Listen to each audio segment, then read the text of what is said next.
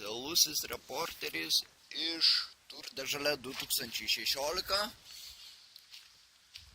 ir darome ryto blogas numeris 3. Kalbiname Ryto blogas Vaidotą. Ryto blogas. Ką nuveikėme per paskutinę parą? Kokie highlightai? Lyjo visą dieną, nuo 4 nakties praeitos iki 7 vakaro. Tai visi pakaitom miegojo, niekas keltis nenorėjo, niekas važiuoti nenorėjo. Gyvenom čia toliau. Dabar tik į parduotuvę sulaksti maisto. Pasilikom šį kartą ir laužą užsikūrėm. Laužas prišaukė kaimynus, kurie iškvietė policiją. Su policininkais pabendravom per Google translatorių ir policininkai labai gerai nurodė, kad mašiną galim tiesiog palikti miestelėje. Prieštais policijos komisariatą parkingą esančią.